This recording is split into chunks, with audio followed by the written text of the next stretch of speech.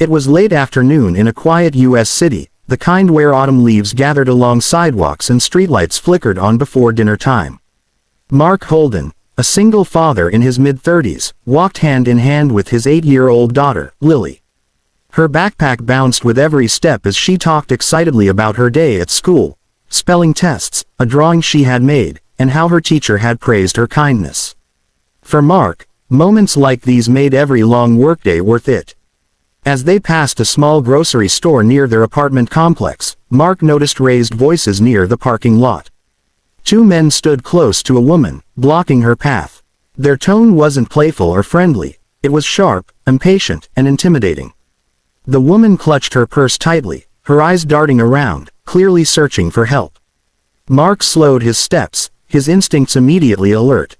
He had promised himself to keep Lily safe above all else. Lily sensed the tension too. Her cheerful chatter faded, and she squeezed her father's hand. "Daddy," she whispered softly, her eyes fixed on the scene ahead, "please help her." There was fear in her voice, but also trust that her father would do the right thing.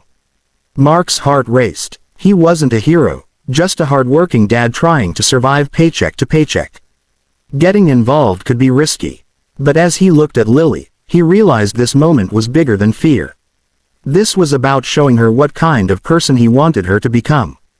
He took a slow breath and told Lily to stay a few steps behind him, near the store entrance. With steady steps, Mark approached the group. He didn't shout or act aggressively. Instead, he placed himself between the men and the woman, his posture calm but firm. "That's enough," he said in a clear, controlled voice. "Leave her alone." The men laughed at first, clearly not expecting resistance. One of them tried to step around Mark, but Mark didn't move. His eyes stayed focused, unafraid, unshaken. Other people nearby began to notice. A store employee came closer, phone in hand. The woman finally found her voice, saying she didn't know the men and wanted them gone. Realizing attention was turning against them, the men muttered insults and backed away. Within moments, security arrived, and the men disappeared into the street, leaving behind an uneasy silence. The woman's hands trembled as she thanked Mark, her voice filled with relief. "I don't know what would have happened if you hadn't stepped in," she said. Mark simply nodded, assuring her she was safe now. He didn't wait for praise or attention. His first thought was Lily. He turned around to see his daughter watching him, her eyes wide with admiration. She ran to him and hugged him tightly. "I'm proud of you, Daddy," she said softly. Mark smiled, brushing her hair back, unaware that this small act of courage was about to change their lives forever. The next morning began like any other for Mark Holden. The alarm rang at 6, and he quietly got out of bed so he wouldn't wake Lily. He made breakfast, packed her lunch, and walked her to the school bus stop before heading to his construction job across town. The events of the previous evening felt distant now, like something that had already faded into memory. Mark never expected praise or rewards for doing what he believed was right. For him, protecting someone in need was simply part of being a decent human being. At the construction site, the usual sounds filled the air: metal clanging, engines humming, workers shouting instructions. Mark put on his helmet and gloves and focused on the task ahead. A few hours passed when the site supervisor approached him, looking confused. "Mark," he said, "there's someone here asking for you. Says it's important." Curious and slightly worried, Mark removed his gloves and followed the supervisor toward the site entrance. Parked near the gate was a sleek black luxury car that looked completely out of place among the dusty trucks and heavy equipment. Standing beside it was a tall, well-dressed man in an expensive suit, his posture confident yet respectful. As soon as he saw Mark, the man stepped forward. "Are you Mark Holden?" he asked. Mark nodded, unsure what was happening. The man introduced himself as Daniel Wright, the CEO of a major company based in the city. Mark's confusion deepened. He had never met anyone like this before. Daniel took a deep breath and said, "My sister told me everything that happened last night." He explained how the woman near the grocery store had been his younger sister, shaken and frightened by the incident.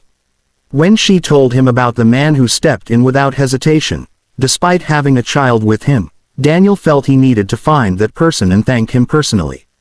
Mark felt a bit uncomfortable as workers nearby slowed down to watch. "I just did what anyone should do," he said quietly. But Daniel shook his head. "Not everyone would," he replied. "You showed courage, calmness, and values that are rare."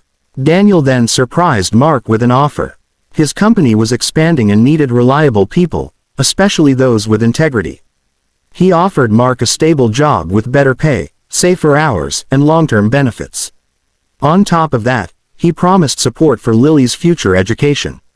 Mark was speechless. For years, he had struggled to balance work, parenting, and financial stress. Now, because of one moment of kindness, everything seemed to be changing. That evening, Mark sat with Lily at the kitchen table, telling her about the visit. She listened carefully, her eyes shining. "So helping her helped us too?" she asked. Mark smiled and nodded. "Yes," he said, "but even if it hadn't, helping was still the right thing." Lily hugged him tightly. In that moment, Mark understood that the greatest reward wasn't the job or the money. It was knowing his daughter was learning compassion, courage, and kindness by watching him. A week later, Mark Holden's life felt unfamiliar, as if he had stepped into someone else's story.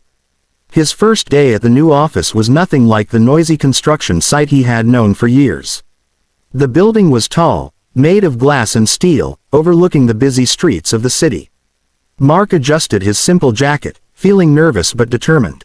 He reminded himself that he wasn't there by luck alone, he was there because of his values. Daniel Wright personally welcomed him, introducing Mark to the team not as a charity case, but as someone trusted and respected.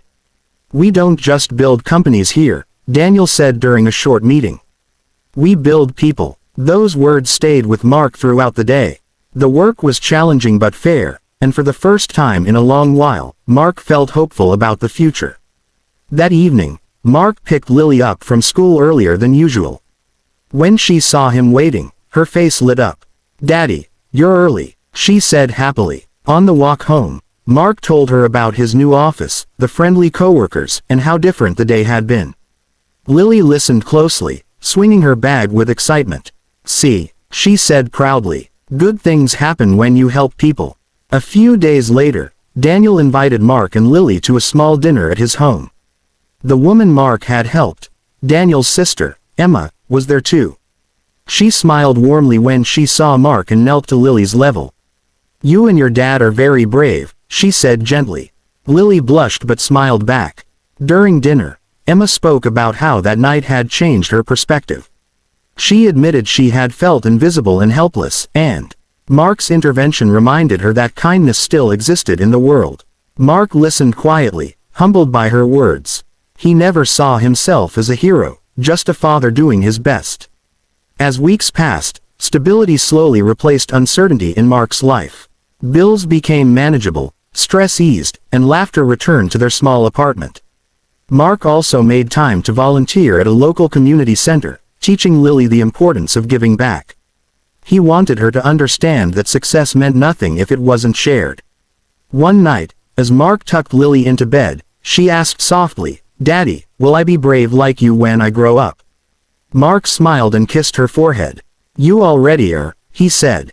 "Bravery is choosing kindness, even when you're scared."